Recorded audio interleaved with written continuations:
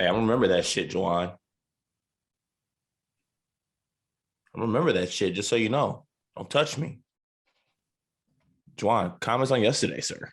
It's the Sleepers podcast. Wow is all that I can say. What a weekend. I'm here. Carter's here.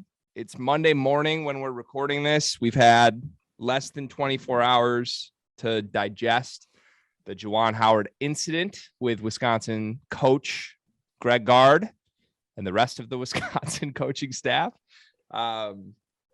Michigan State is off a tough loss. We're going to talk about unscripted, or we're going to do unscripted, talk about that as well. But right now we need to talk about the Michigan Wolverines and their head coach, Cart. So why don't you start here? How are you doing, my friend?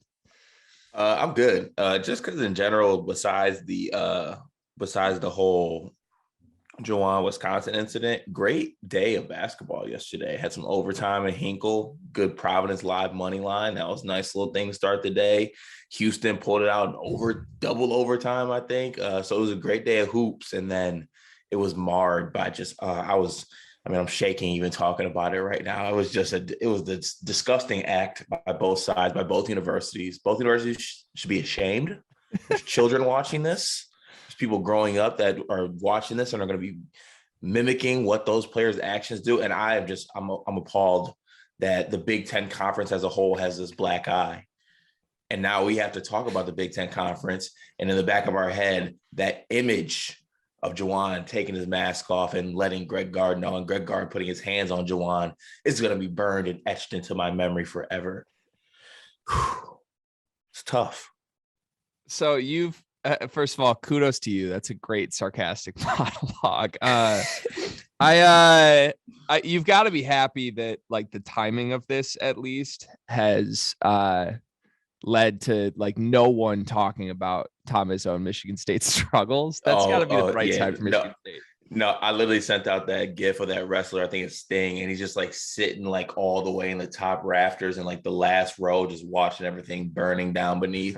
And that's exactly what I was doing to distract from the fact that in the Michigan State game, I believe with 9 minutes left in the first half, we had 8 total points. So, it helps take the sting off of that a bit. So I appreciate Juwan for that. Yeah, that's for unscripted. We'll talk in depth about Michigan State struggles over there. That's where we do Michigan State stuff. First of all, I'd like to acknowledge we do need your official statement on this as well. I just hope that's coming because we do need it. Should I get to that off the top? I think we should start with the official statement on how you feel about this. Okay. Man, I've had to sleep on this a little bit. I'm not torn, but I feel pretty strongly about this in a way that I guess I might consider I don't feel super comfortable with how strongly I feel the more that I listen and talk to other people, because I feel that I may be in the minority for how strongly I feel about it. I don't want Juwan Howard to be Michigan's head coach anymore. And I'm not advocating for him to be fired. My exact tweet in the moment was Juwan Howard should not be the head coach at Michigan. And then I said it was embarrassing. That's how I feel. I'm not advocating he be fired. I'm not advocating that this is deserving of being fired. I think there was a brawl in the Oral Roberts game on the bench like 3 days ago. Like, this shit happens. A firing would be an overreactionary punishment for this for sure. I'm saying as a Michigan basketball fan, I don't want this guy who had a top 5 team in the preseason and everyone's just ignored that. I've literally been in arguments all week about how, Juwan's actually done a good coaching job this season if he makes the tournament. Like, no, he hasn't. Like, preseason stuff does matter when you evaluate how a team does, because this team has the talent. It's not that the rankings were totally unjustified. Like, they've got 2 guys that should go pro this season if they want to. They've got all Big Ten, all American level guy in Hunter Dickinson. They've got experience in the back. Like, they have talent. And they're in a spot where they've lost so many games they shouldn't lose, so many games they've blown big leads. And I guess, like, when you evaluate what happened in this incident, you obviously have to separate Juwan Howard's performance as a coach in your evaluation of that. But at the same time, as a Michigan basketball fan, this team has no margin for error. This team is on the bubble in the purest form of on the bubble. And what you just did was removed the head coach for the final 5 games of the season. He's going to be suspended the rest of the regular season. That's what I expect to happen. That's the rumor that we're hearing from the people that we work with. You can do the math on who that is, that are plugged in and have sort. Like, he's going to be suspended 5 games and finish the regular season. It's fully what I expect. Moussa Diabate and Terrence Williams are probably going to miss 2 games. How do you make the tournament? You're going to fight for your life to make the NCAA tournament. In a game, you were up 5 points with like 17 minutes left. Like, this was a game. Michigan could have basically sealed their tournament fates. And to have it spiral out of control in the win-loss column, immediately followed by spiraling out of control in this embarrassing way that's now going to affect them for the rest of the season. And honestly, Cart, I don't think they have a chance to make the tournament after this. I truly don't. I tweeted another joke because this is content gold. I'm getting my jokes off. I'm greatly enjoying that side of this. But I tweeted another thing, like Phil Martelli, like the 30 for 30 when Martelli takes his team the second weekend is going to be great. Like, yeah, haha. There's no chance this team makes the NCAA tournament. None.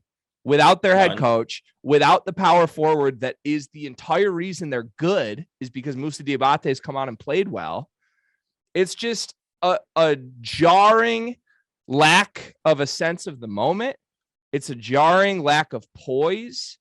It's a statement that just defines Juwan Howard's tenure as a head coach. And no matter what he does going forward, he's remembered for this incident. No matter what he has done, like in the past, he's remembered for this incident. Like, and this isn't the first time either. And I'm not saying like fire him because he had beef with Mark Turgeon, but like the Mark Turgeon thing happened.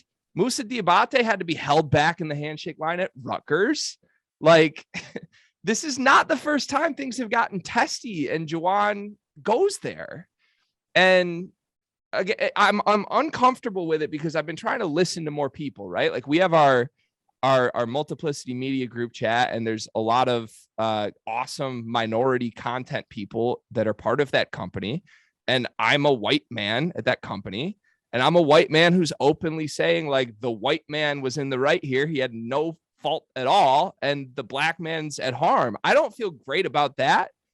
Like, if I'm in the wrong, I want to learn that and I want to understand that. But like, I've watched the film. I've done the Zapruder film here. I've seen it thousands of times. I've heard the audio. I've seen everything I can see. And Juwan Howard is 100% at fault, in my opinion, because if you're a head coach at a Division I program, there are non-negotiable things you can't do. And escalating and swiping, whether you call it a punch, whatever you want to call it, like even just the way he handled himself because they called a timeout is just like nonsensically childish. And again, like the counter argument that I've heard is like, well, guard touched him first.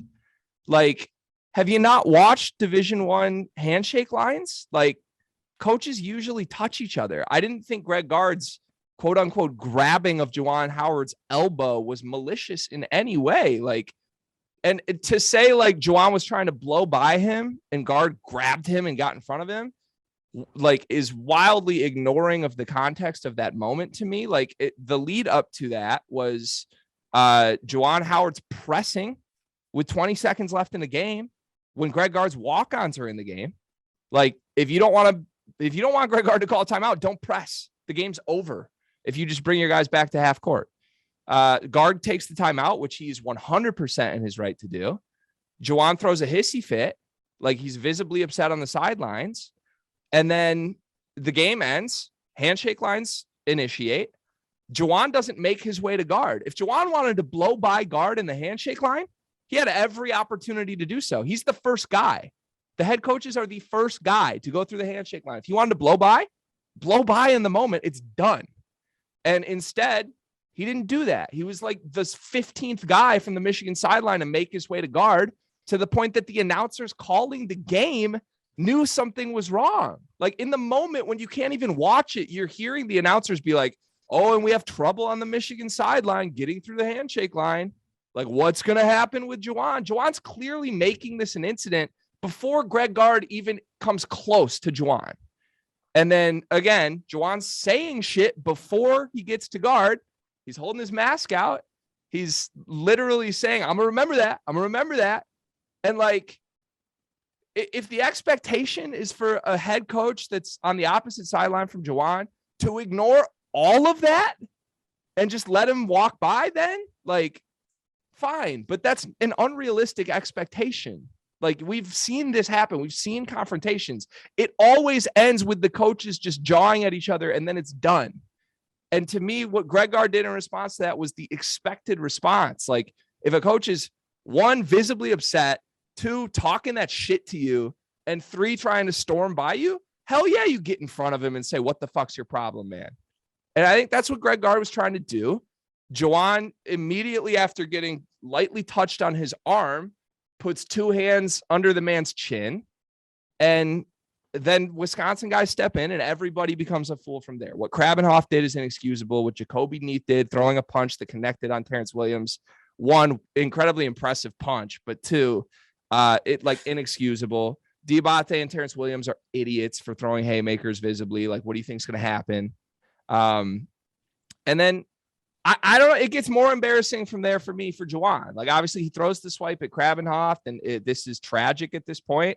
And then he has time to collect himself. He has 45 minutes before the press conference, goes to the press conference, doesn't apologize, doesn't say he regrets anything, says he admires the way his players responded in the moment. Like, you admire the way two of your players were throwing punches? Like, that is not leadership that a Division I basketball program needs.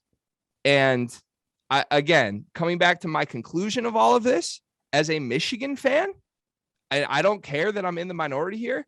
I don't want a man who is that delusional about what his job is to be the head coach at Michigan. And that pains me because, I've been as high as you can be on Juwan Howard until midway through the season when the results were way worse than I thought they should have been. When he started grabbing the ball in the middle of games, when he just showed like an utter lack of poise that you need to be a Division I head coach. I don't know how this ends. Like, obviously, if he just flips it around and starts winning a couple years from now, like, whatever, we move on. But like, I'll be honest, I'm going to keep sitting in front of a microphone talking about Michigan basketball. I'm going to keep watching games. And I, as a fan, am not getting past this for a very long time.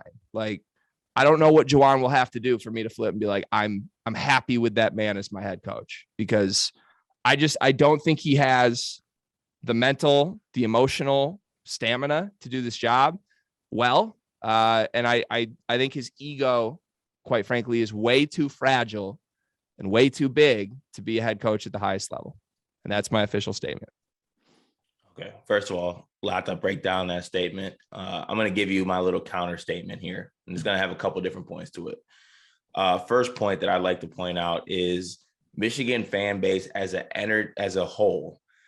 I just want to point out that the energy is a lot different looking at this Juwan situation. I just remember there are some receipts out there that when Tom Izzo was getting in players' faces, when he was grabbing Gabe Brown's jersey, when he was getting in the face of Aaron Henry, there was people calling for his head. But yesterday, when Juwan's throwing punches and players are throwing punches, it's, oh, I want to go to war with that man. That's my guy. I'm just saying the energy is a little different. I'm also in the group where, well, I guess I'm not in the group with you on this one, G. Like, I think Juwan being fired is too much, to be honest. I think that like players, coaches and players alike deserve to learn from mistakes. I think in this situation, a firing is not warranted. I think in some situations, firings are warranted if there is issues with, I don't know, something so far as like a felony or, sexual misconduct, something misconduct in the workplace that's detrimental to people's well-being and health. That's a reason to get rid of somebody. I think that what Juwan did was extremely stupid. Like, and if Juwan doesn't admit that what he did is stupid, then it is what it is. But yeah, I get the whole thing about Juwan wanting to quote unquote defend himself. Like, you don't want somebody touching you, but like at the same time, like, no, that's not how it works. You can't just you can't just carry yourself however you want when you are in a certain position. He's not 100% at fault. Greg Gard could have also let him blow by at the end, I thought. Like, what percent is he at fault though? Like I'm fine saying Gard played a role in this, but like, yeah, it feels like the people trying to say Gard had involvement are trying to say it's more of like a 50-50 thing. Like if anything, it's like 90-10 to me. I think it's like 70-30, 80-20, something in that range. Like, yes, I get that Juwan's like throwing hissy fit. And first of all, both of them just had to get into like this who's got a bigger dick swinging contest at the end of the game for no reason when you got walk-ons and things on the floor. Just let this game end and let it just go to the end and let it be over at that. Like you said, Juwan's ego just being a dickhead, having the press and things like that. It causes issues that don't have to be caused. And to me, this all could have been avoided by, first of all, Juwan just doing what he needs to do and not throwing a hissy fit on the sideline, but also even at the point where Gard had to stop him and be like, come on, man. Like, obviously, like tensions are running high, things are going on, like take context clues and knows what's going on and just let Juwan pull his mask on, say, I'm gonna remember that shit and like keep it pushing. Just get out of I know it sucks, but just keep it pushing. Yeah, maybe remember for the next day. But I kind of tweeted this, and again, it's sarcasm. 90% of what I'm tweeting is sarcasm. If people haven't picked up on that in the last 24 hours, but like, so if you believe Greg Gard is truly like a big piece of this, or even not a big, just a piece of this at all, like you then are basically saying you expect Greg Gard to have better context clues and better just body language reading of letting a guy blow by him who was late to the handshake line and was talking shit. That's what we want from Greg Gard. Like, if I'm in on that, if the thing is like, oh, he should have just let Juwan blow by. If Juwan was first in the handshake line trying to get out of there, then fine. Juwan wasn't trying to get out of there. Juwan was trying to make a fucking scene. But this is what I'm saying. Like, you see that he's making a scene. Like, I feel like if you flip this, like you see that Gard's making a scene and Gard's getting last in line. If we were switching this and I was Juwan, I'd be like, Juwan, like, I think you should have the mental awareness to be like, all right, let's go, like, blow past this. Like, let's not make this a thing. It could turn into a big thing. This shouldn't have happened in the first place. I guess it makes it stupid. But then you go to the actual situation. Like, if you are defending what Juwan did, then you're just wrong. Like, if anyone's saying like, you put your hands on me, like you do all this, like, yeah, I get Juwan, like one of the assistant coaches, like touched one of his players. Like, that's bullshit. No assistant coaches or staff members should be touching players during, any type of altercation or anything like that. But it's, he escalated the situation. Yeah, both coaches had a hand at escalating the situation, I thought. Yeah. It's just one escalated it a bit more. And it was just dumb. And like you said, I think what you said, Greg, is the bigger point in this situation. You are struggling as a team.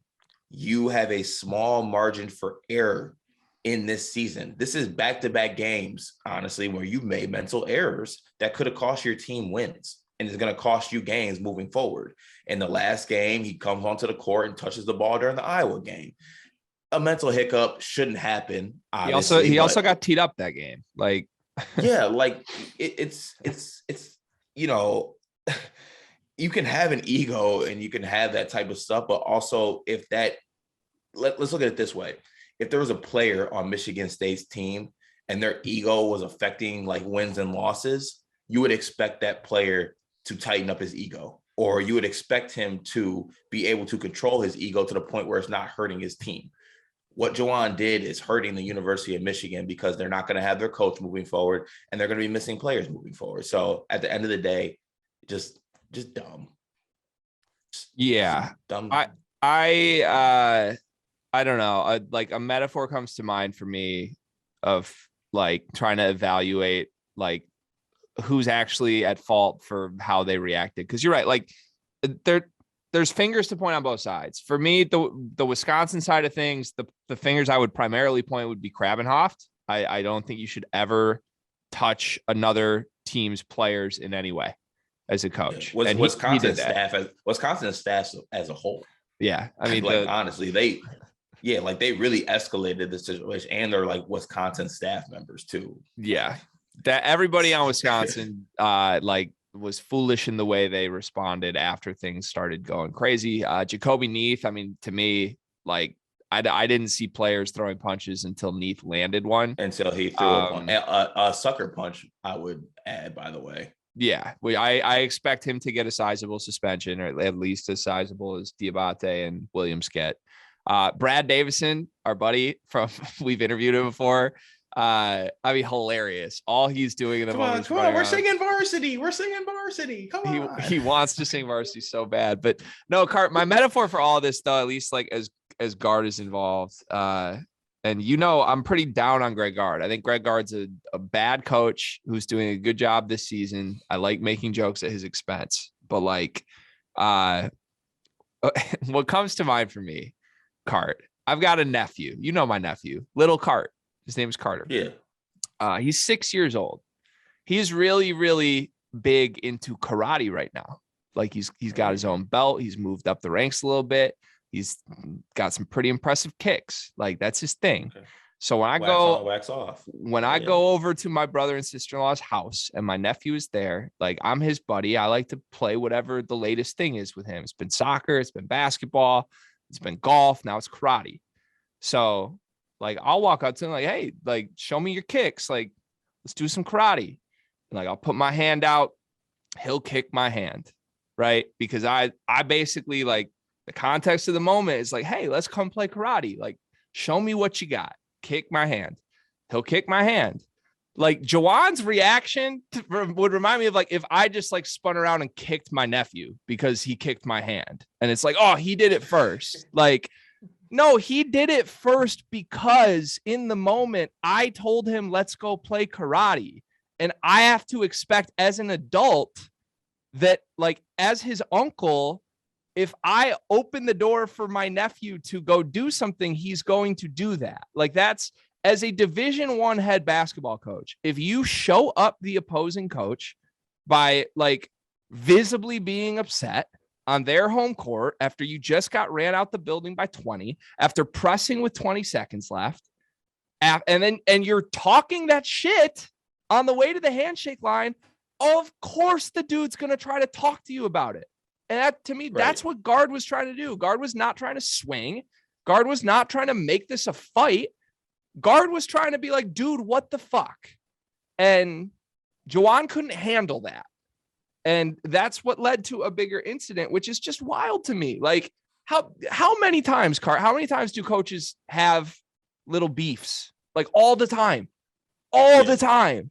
It never becomes what this became. And the only reason it became what this became is Juwan Howard. And again, if your argument is like, well, Gard touched him first, like this is Division I head coaching basketball. Like if you can't handle a coach, like just literally putting his arm so you can't blow by him, then like, don't coach. That's where I'm at with it. Like that's a nonsensical justification for this. And then, yeah, again, the I'm protecting myself.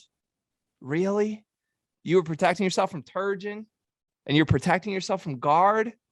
Like, I don't know. Like, was I protecting myself from my nephew when I kicked him in the face after he kicked me? That's what that feels like to me, Cart. Like, there's nothing to protect yourself from if you're Juwan Howard. What you're protecting is your fragile ego. That is the largest thing I've ever seen from a head coach. Yeah, I don't know. In the back of my head, it's like I'm not letting anybody touch me either. But that you're not a Division I head basketball coach. Like, if this is your intramural game, yeah, don't let somebody touch you. Like, if anywhere else in life, fine. Like, if you're just a guy who's not paid millions of dollars to lead young men and not get in altercations, then fine. But like, it's one of like three things you can't do as a head coach. Yeah, I don't know. it's just like it's a bad situation all around. Like and then you got both coaches not taking any type of responsibility afterwards too, which was just mind-boggling to me. Like, just this really brings up a bigger issue. Like, are NCAA or basketball coaches' egos that like yes that big? They're that big. That is crazy. That you just like it's part of the job. Like, you have to.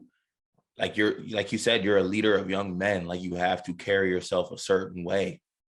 You can't just go doing things like that. So, and then, yeah, I'm just trying to defend myself. I like the passion. And then guard acting like he had no type of anything to do with anything. It's just, it's bad all the way around. Probably makes it worse, honestly. Like, there's probably people looking at that press conference afterwards and probably the Big Ten conference as a whole and be like, these guys don't even care that they did this, really. Yeah. I mean, they did themselves no favors with the press conferences. You you tweeted out Coach Hand's rankings. Do you want to do those? Should we do those? Yeah, we have to. All right. I think that Juwan has to be one. I haven't seen any other coach throw hands, so I guess so. There's no other.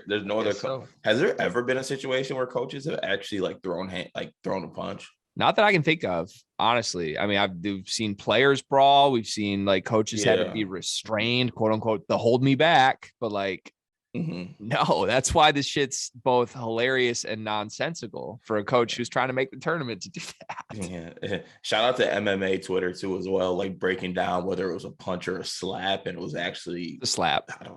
Yeah, it's a slap. Whatever. But it also people are like, oh no, he just grabbed his head. Like, no, it was a violent grab. Like, that's not just like let me reach out and touch your head. Like, that shit had to have hurt.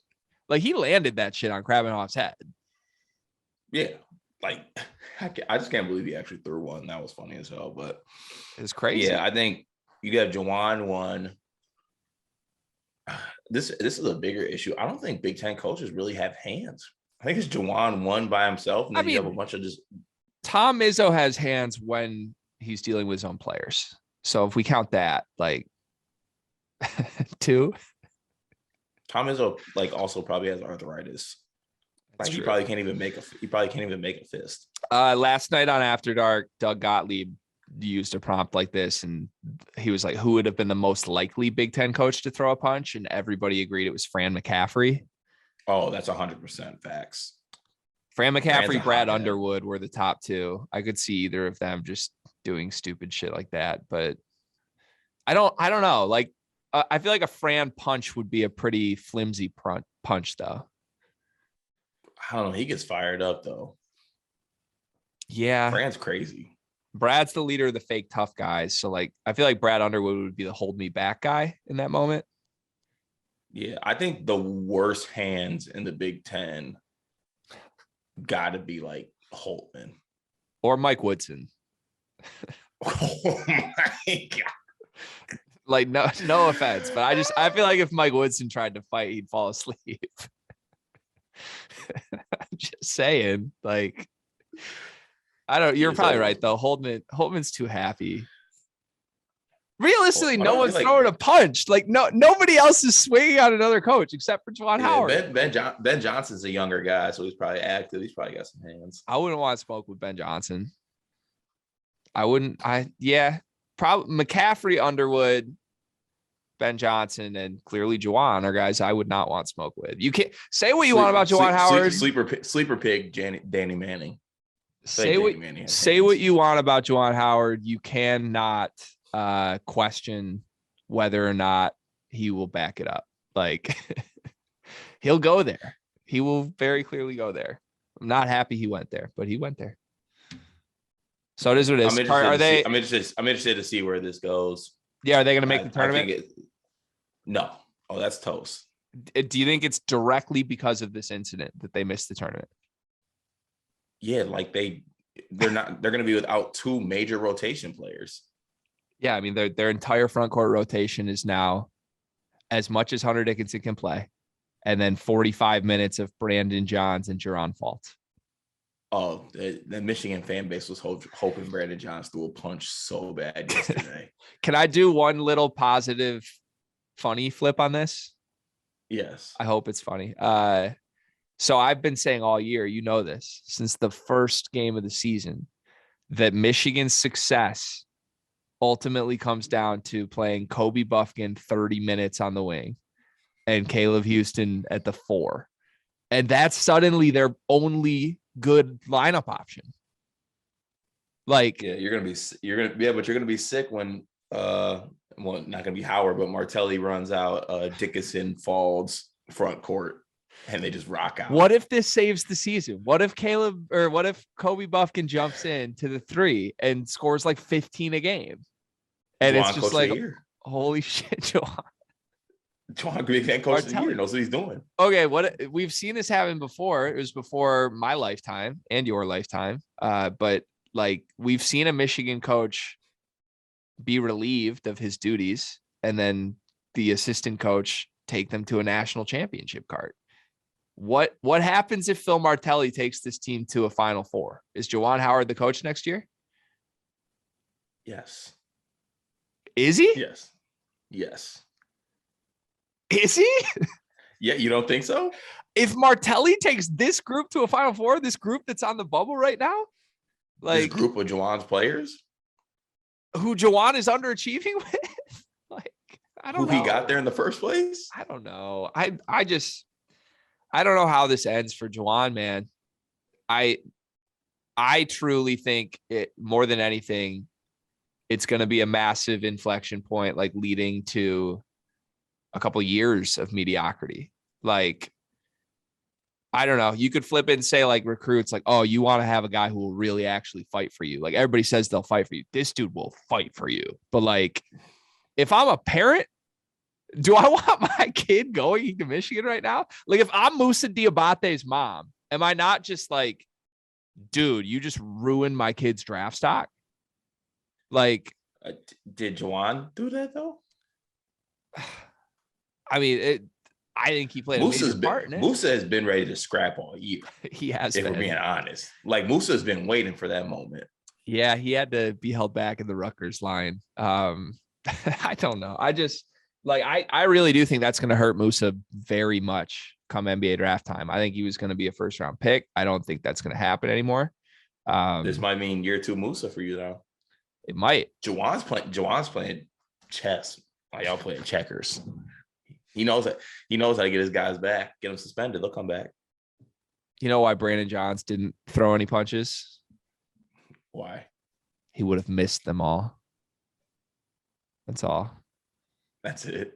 I mean, he can't connect, man. He would just miss. All right. Well, if nothing, it was an entertaining Sunday of college basketball. We will see where this goes.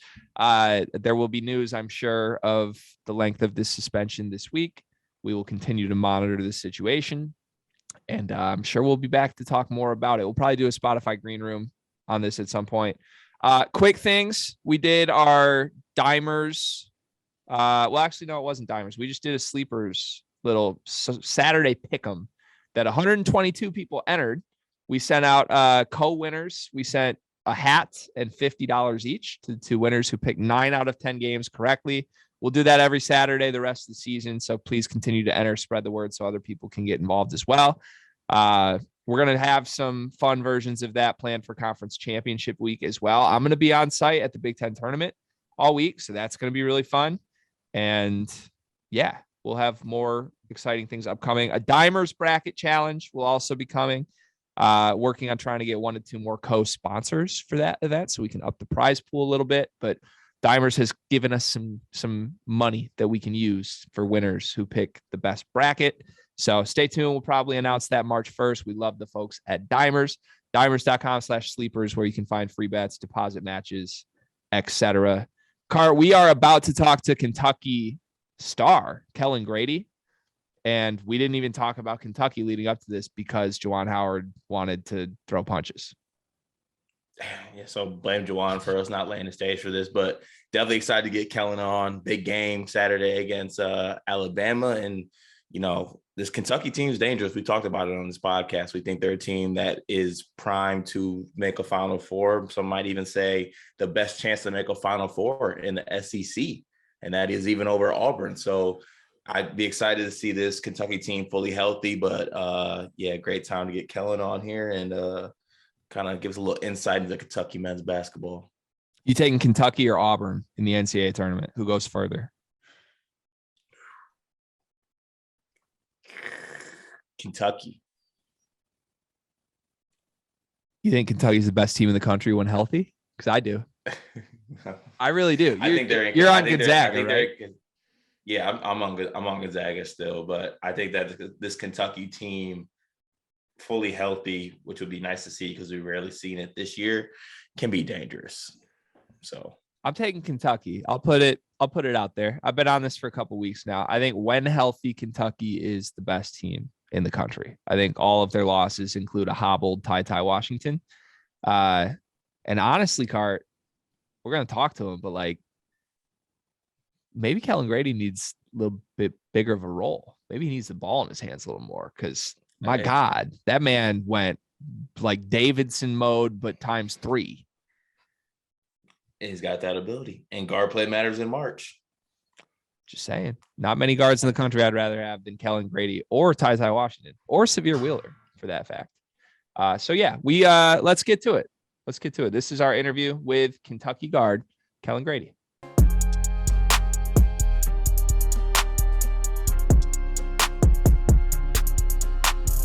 All right, we have a great guest today. We have Kentucky's own Kellan Grady, fresh off a massive performance in their win against Alabama. 25 points, 7 for 9 from 3. Kellan, thank you so much for doing this, man. How you doing today? I'm good, thanks. I'm glad to be here with you guys. Appreciate you coming on. We're glad that we were able to kind of preset this up and get you coming off a win as well and coming off a big game. And so my first question has to be, I'm a dude, I played basketball before, but I've never, ever been on a scoring run or had a scoring outburst like you had. What does it feel like when you're in that moment in those games and it seems like you can't miss and everything's going in? It's a lot of fun, especially when you're at home. And you get to feed off the energy of a place like Rupp Arena. It's a lot of fun. The basket can seemingly feel like the ocean, and once you get in the groove. And credit to my teammates for creating opportunities for me to get shots, and I'm just fortunate I was able to make a lot of them.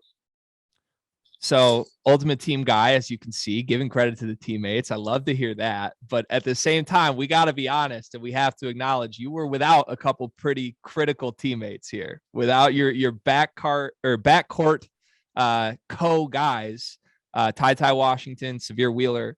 How did that change the mentality for you in this game? Like, did you go into this game thinking, okay, like I got to hunt my shot a little bit more? I think naturally I thought I would need to be a little more aggressive and I would have the ball more. But I tried not to get concerned and thinking, I got to go for 20 tonight or tonight has to be my night. I figured, like I said, naturally that the ball would be in my hands more and have some more opportunities. And then, when you kind of embrace that reality, you kind of hope that things take care of themselves. And I think that's what happened for us. And we were down our 2 lead guards. So a bunch of guys had to step up, and it wasn't just me, Jacob, Keon, Davion, Oscar, the guys that played the majority of our minutes, they all stepped up and had a part in that win. Definitely. And so you mentioned guys like Oscar, you yourself coming from the transfer portal. The transfer portal is, crazy, as you may know, in college basketball in today's world. And it seems that other teams have been getting transfers and they haven't been able to gel and come together as well as guys on, Kentucky basketball. What do you kind of attribute that to? Is that just your ability to be able to play extremely well with other guys? Or is there something that Coach Cal and the staff is doing to kind of make all these new pieces gel together so well? I think a combination of both. It's a tough feat when you bring together a bunch of guys from different schools who were all kind of the man at their respective schools before. But we got here in June. We started doing a lot of 4-0 and 5-0 stuff and workouts and in practice, and the whole purpose of it was to simulate ways that we're going to actually play once the season comes around. And we've been working at that. We've been doing full court drills and running consistently since June. So that's why you guys see how successful we are playing at the pace we play at. And then we got a selfless group. We're one of the top 5 teams in the country, and it can be anybody's night. We've got Oscar, who's, I think around 15, 16 a game, but the rest of us are all within that 10 to 12 a game. And one night, one guy can have 20, and then there's a lot of nights where we all collectively pitch in, and we're all completely content and happy with that. And I think when egos aren't involved and the common purpose is winning and sharing the ball together, good things tend to happen. And that's fortunately for us with what has happened. So I got to ask, obviously you were a star at Davidson. I think college basketball fans like us were well aware of your game and how fun you were to watch at that program. What's it like, spending a couple seasons there, having the success you did, and then all of a sudden you're hit with an opportunity where John Calipari is recruiting you? Like, is that sort of an out of body type experience? Like what's that process like when Cal picks up the phone and says, "Hey, I want you at Kentucky"? It was pretty surreal the day I entered the transfer portal, and just a ton of schools that didn't recruit me out of high school were now very excited about the potential of coaching me. So I'd be lying if I didn't have a moment where I just kind of sat there and was a bit proud of myself and realized the company that I'm in now. But I had a great 4 years at Davidson. I was able to graduate and get my degree. They don't have grad school, so people oftentimes ask me what it was like leaving Davidson, but I didn't exactly leave Davidson. I graduated and moved on, and with the COVID rule, I decided that I wanted to play a 5th year and try to do it at the highest level against the best players every day in practice. And then once the season came around, the same exact thing, playing in the SEC. So I'm glad Coach Cal gave me the chance, and this has ultimately been one of the best decisions I've ever made, I think. So I'm happy about it. Yeah, it's definitely been fun to watch you personally hoop this year at Kentucky. I gotta ask though, so Shaedon Sharpe, it's a guy that we haven't been able to see on the floor yet, and I kind of want to know an insight of what's it like watching him in practice, because just watching him in warmups is one of the craziest things I've ever seen. What's it like, being able to get in the gym with him, get better with him, and kind of see him practice with y'all, and how's he looking? He's uber talented and incredibly athletic and explosive, and all the hype around him is completely warranted, and he's a star in the making. Practice now that we're at the latter half of the SEC and pushing March almost, we're doing a lot of 5-on-0 stuff, and practice is more maintenance and going over plays and going over the other team's plays. So we're not getting up and down a bunch anymore. But you still see the ability and the potential. So I'm excited to see how things all unfold for him down the road, and he's going to be a great player. I'm sure you're cool with the 5-on-0 stuff, because I know you got a lot of practices, a lot of basketball games under the belt. You got to make sure you keep the legs fresh, man. Plus, I'm old, so we can keep it. We can keep it like that. There ain't no need to go 5-on-5 in my opinion, though. So I'm good with it.